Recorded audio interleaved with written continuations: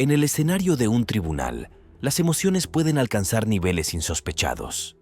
Las historias que te presentaré hoy son prueba de que incluso los criminales más endurecidos pueden verse sobrepasados por el peso de sus acciones, colapsando en el mismo lugar donde deberían enfrentar su destino.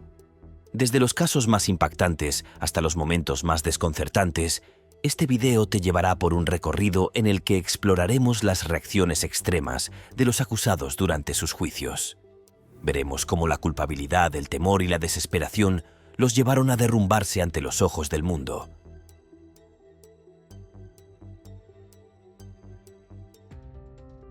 Colapso desgarrador. En Carolina del Sur, dos mujeres, Shanita Latrice Cunningham y Erica May Butts, se enfrentaron a un destino sombrío: la pena de muerte por el asesinato de un niño pequeño.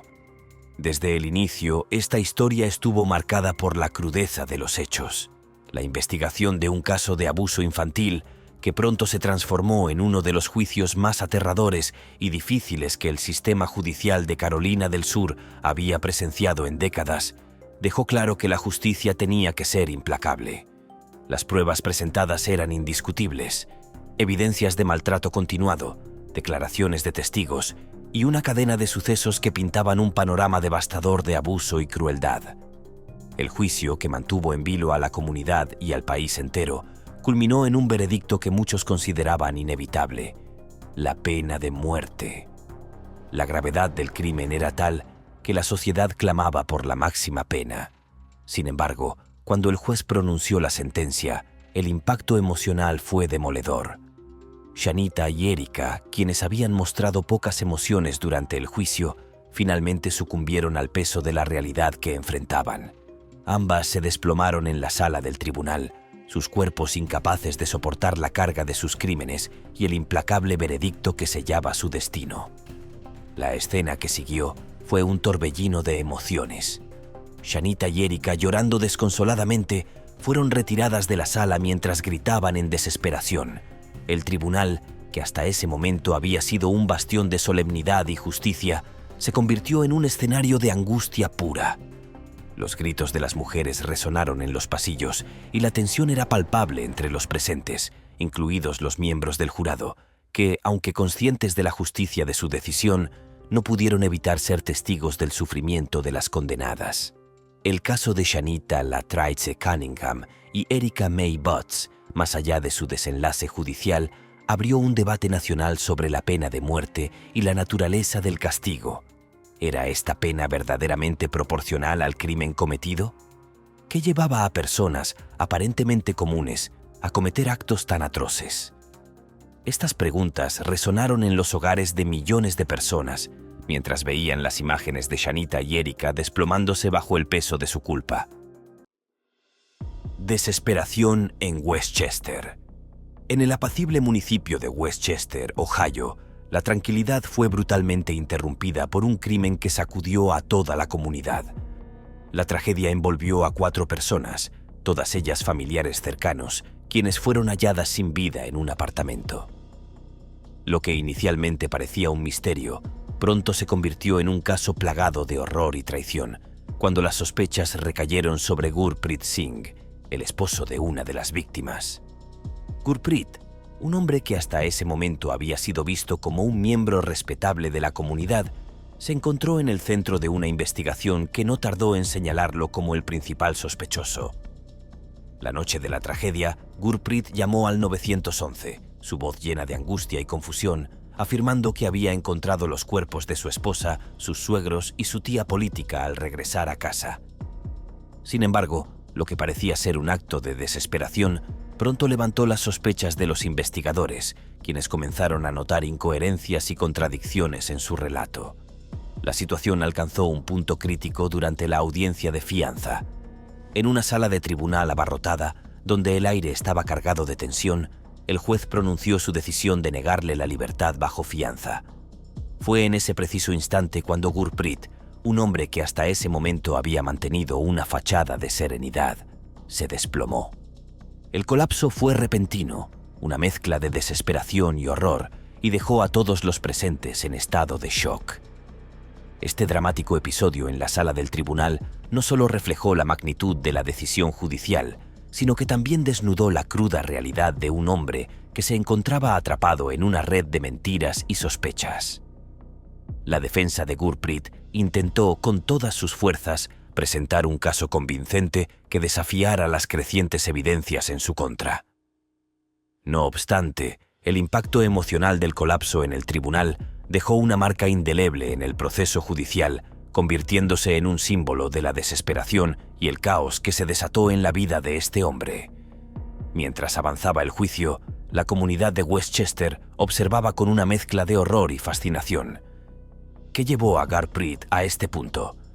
Podría haber sido una combinación de factores: el estrés, la presión social o tal vez el peso de sus propios secretos.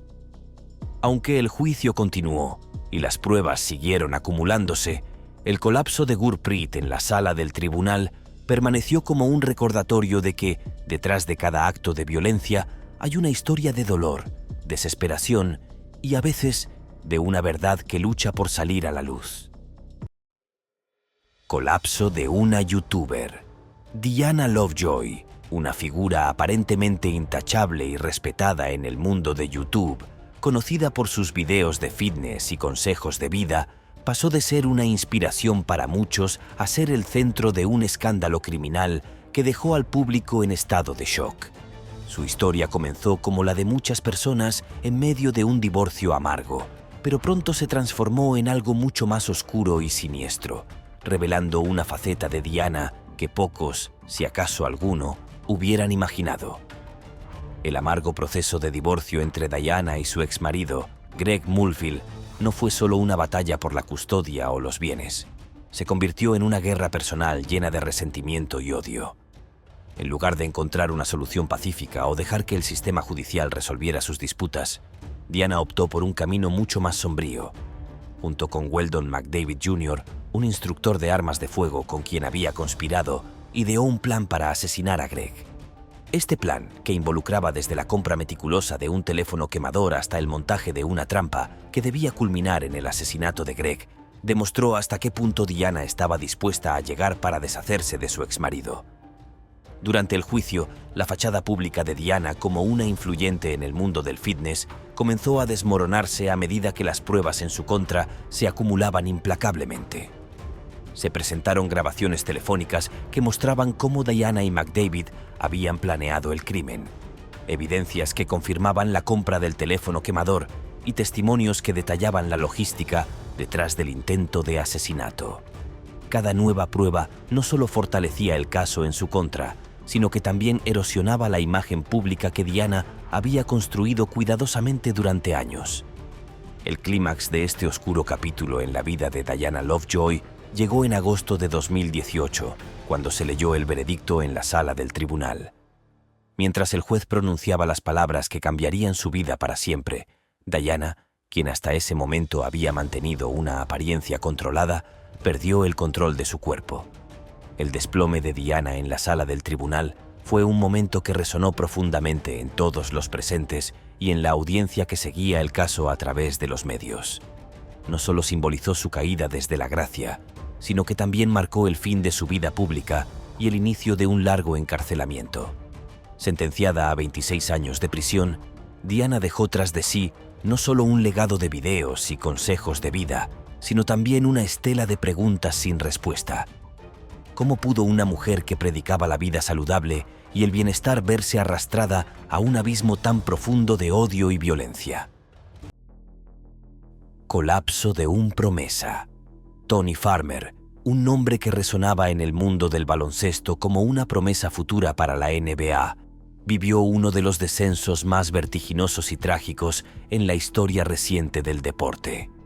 Con un talento natural que lo hacía destacar en la cancha, el joven Tony tenía un camino brillante por delante, lleno de oportunidades y éxito. Sin embargo, todo cambió el fatídico 20 de abril de 2013, cuando en un arranque de ira y violencia, Tony atacó brutalmente a su exnovia, Andrea Lane, un acto que no solo mancharía su nombre, sino que lo llevaría a una ruina casi total.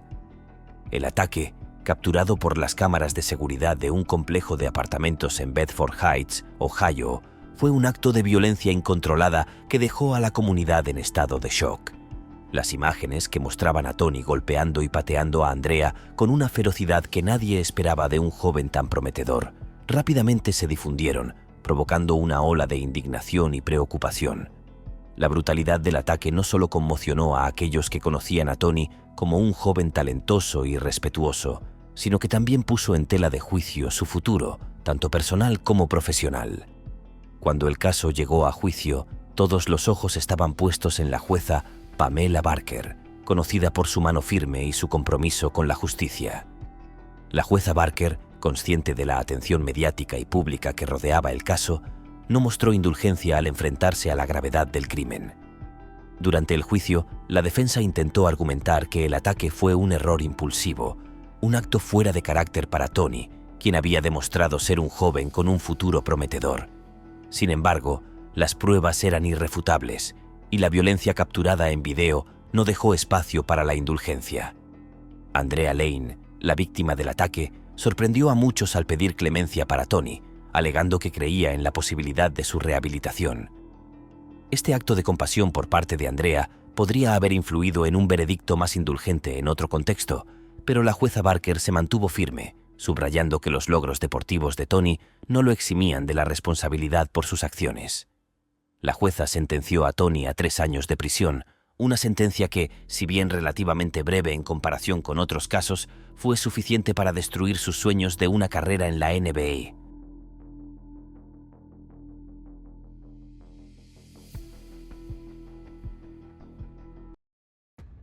Farsa en la corte. Cason Wilkins, un hombre envuelto en serios cargos de agresión en Dayton, Ohio, se convirtió en protagonista de uno de los episodios más inusuales en la historia reciente de los tribunales. A medida que su juicio avanzaba, se hacía evidente que Wilkins no solo enfrentaba la posibilidad de una condena severa, sino que también estaba dispuesto a hacer cualquier cosa para evitar el destino que le aguardaba. Desde el principio, su comportamiento en la sala del tribunal fue errático y disruptivo, interrumpiendo constantemente el proceso con acusaciones de trato injusto y afirmaciones incendiarias de que estaba siendo víctima de un linchamiento. A medida que el juicio progresaba, la estrategia de Wilkins comenzó a volverse cada vez más desesperada. Lo que en un principio parecía ser simplemente un intento de desviar la atención de las pruebas presentadas en su contra, pronto se transformó en una táctica que pocos podrían haber anticipado. Wilkins, al ver cómo las pruebas en su contra se acumulaban y cómo el jurado empezaba a inclinarse claramente hacia un veredicto de culpabilidad, decidió fingir un ataque cardíaco en pleno tribunal, una maniobra tan audaz como desesperada. El colapso de Wilkins en la sala del tribunal fue un espectáculo digno de un drama televisivo. Agarrándose el pecho y cayendo al suelo, su aparente crisis de salud detuvo el juicio en seco. Los presentes en la sala, incluidos los miembros del jurado y el juez, se quedaron boquiabiertos mientras los médicos del tribunal corrían para atenderlo. Sin embargo, a pesar de lo convincente que parecía la actuación de Wilkins, los médicos no encontraron evidencia de un problema médico serio. Tras unos minutos de confusión y un breve receso, el juez ordenó que el juicio continuara. Wilkins fue declarado culpable de todos los cargos y sentenciado a 42 años de prisión, una sentencia que reflejaba la gravedad de sus crímenes y su intento de manipular el proceso judicial. Este desenlace no solo subrayó la eficacia del sistema legal en enfrentar tácticas desesperadas como la de Wilkins, sino que también envió un mensaje claro a otros acusados que pudieran considerar métodos similares para eludir la justicia.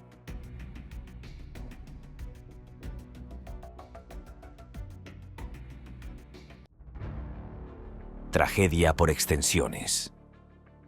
En el corazón de Memphis, Tennessee, un juicio impactante capturó la atención de toda la comunidad y más allá. Shelby Isaac, una joven de apenas 20 años, se encontró en el centro de un caso que sacudió la región no solo por la naturaleza del crimen, sino por el motivo que lo originó. La tragedia que rodeaba a este juicio era desgarradora.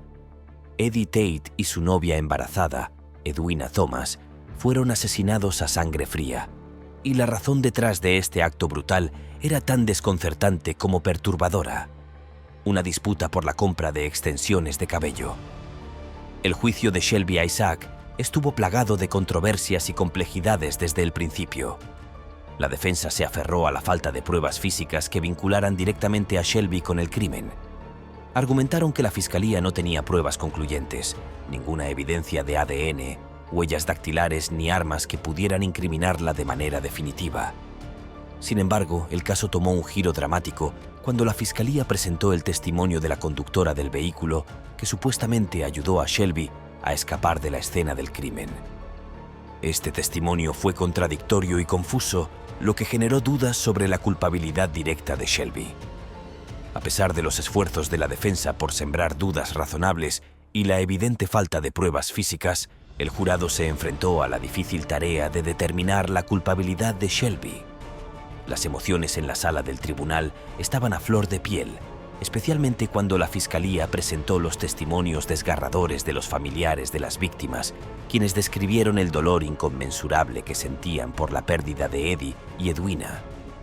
La comunidad de Memphis, ya sacudida por la violencia que había cobrado la vida de una pareja joven y de un bebé que nunca llegó a nacer, esperaba con ansiedad el veredicto.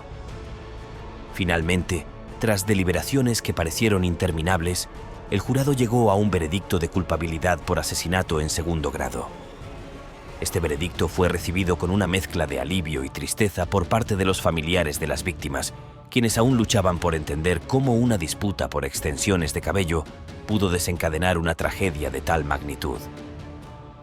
Para Shelby, sin embargo, el impacto fue devastador. Al escuchar el veredicto, la realidad de su situación la golpeó con una fuerza abrumadora y se desplomó en la sala del tribunal. Fue un colapso que reflejaba no solo la gravedad de su condena, sino también el reconocimiento de que su vida, tal como la conocía, había terminado. Clemencia negada. Jaliel Smith Riley, un joven de 23 años de Ohio, jamás imaginó que un acto impulsivo y violento cambiaría su vida y la de muchos otros de manera tan irreversible. En una noche que debía ser como cualquier otra, Jaliel se involucró en un robo que salió terriblemente mal. Lo que comenzó como un intento desesperado por conseguir dinero, terminó en una tragedia que conmocionó a toda la comunidad.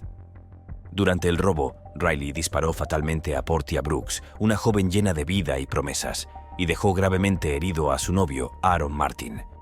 La noticia del crimen se esparció rápidamente, y la pequeña comunidad de Ohio quedó devastada por la pérdida de una vida tan joven.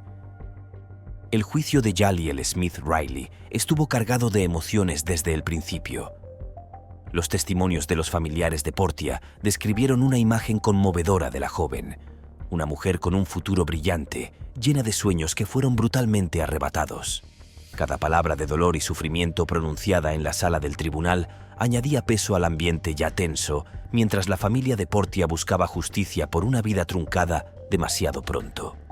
Durante el juicio, Jaliel mantuvo una actitud que muchos describieron como desafiante, quizás negando la magnitud de lo que había hecho o, tal vez, sin comprender completamente las consecuencias de sus acciones. Sin embargo, todo cambió durante la sentencia. Cuando llegó el momento en que el juez debía decidir su destino, algo en Jaliel se rompió. En un giro inesperado que sorprendió a todos los presentes, Riley, que hasta entonces había mantenido una fachada dura, comenzó a llorar desconsoladamente. La máscara de dureza que había llevado durante todo el proceso se desmoronó, revelando a un joven abrumado por el remordimiento y la desesperación. Entre lágrimas, Jaliel suplicó clemencia, rogando al juez que le concediera una segunda oportunidad. Sus palabras, llenas de arrepentimiento, conmovieron a algunos en la sala del tribunal, quienes vieron en él no solo a un criminal, sino a un joven que había cometido un error devastador y estaba dispuesto a asumir la responsabilidad. Sin embargo, el dolor y la pérdida sufrida por la familia de Portia eran demasiado grandes y el juez no podía ignorar la gravedad del crimen. El juez, firme en su decisión, condenó a Riley a cadena perpetua sin posibilidad de libertad condicional, un veredicto que resonó como un golpe final en el corazón de todos los presentes. Masacre de los Stay. Ronald Lee Haskell, un hombre consumido por un odio implacable y un resentimiento que había fermentado durante años, se convirtió en el autor de una de las tragedias más horrendas en la historia de Texas. En una jornada que sacudió los cimientos de la comunidad de Spring, Haskell llegó a la casa de su ex cuñada, Katie Stay, disfrazado como un repartidor de FedEx. Bajo esta apariencia inocente, escondía un plan macabro, meticulosamente calculado, para llevar a cabo una masacre que dejaría a todos atónitos. Haskell, con una frialdad escalofriante, procedió a someter a la familia Stay a una experiencia de terror inimaginable. Ató a 5 niños y 2 adultos, asegurándose de que no hubiera escapatoria antes de desatar la violencia. Uno a uno, ejecutó a los miembros de la familia, llevándose vidas jóvenes y llenas de promesas, así como las de sus protectores. Este acto de brutalidad no fue un arranque de locura, sino una ejecución premeditada que reflejaba la profundidad del odio que Haskell albergaba. En medio de esta carnicería emergió una figura de asombroso valor. Cassidy Stay, una joven que, en un acto de supervivencia y astucia, fingió estar muerta después de recibir un disparo en la cabeza. Su valentía no solo le permitió sobrevivir, sino que, una vez que Haskell abandonó la escena creyendo que su trabajo estaba hecho, Cassidy logró alertar a la policía. Su heroísmo impidió que Haskell pudiera continuar con su sangrienta venganza en otras partes. El juicio de Ronald Lee Haskell fue un proceso que atrajo la atención nacional, no solo por la magnitud del crimen, sino por el carácter implacable del acusado. Durante el juicio, la declaración de Cassidy Stay fue un momento desgarrador que conmovió a todos los presentes. Con una fuerza emocional impresionante, revivió los horrores de esa noche, enfrentándose al hombre que había intentado destruir su vida y la de su familia. Al escuchar los cargos en su contra y enfrentarse a la posibilidad muy real de la pena de muerte, Haskell finalmente se desplomó en la sala del tribunal, un colapso que sorprendió a muchos. Este momento, capturado por las cámaras, fue un indicio de que, a pesar de su fachada de frialdad y control, Haskell no era inmune a la aplastante realidad de lo que había hecho y de lo que le esperaba. Sin embargo, este colapso no detuvo el curso de la justicia.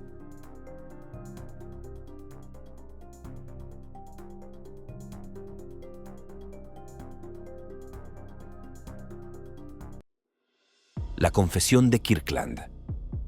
Anthony Kirkland, un nombre que inspira terror en Ohio, es sinónimo de uno de los casos más perturbadores y macabros en la historia criminal del estado.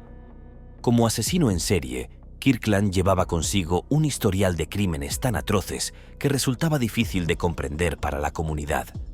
Acusado de asesinar a 4 mujeres, incluidas 2 adolescentes, Kirkland no solo arrebató vidas inocentes, sino que también intentó borrar cualquier rastro de sus crímenes quemando los cuerpos de sus víctimas, en un intento desesperado de destruir las pruebas que lo vincularían con esos actos monstruosos.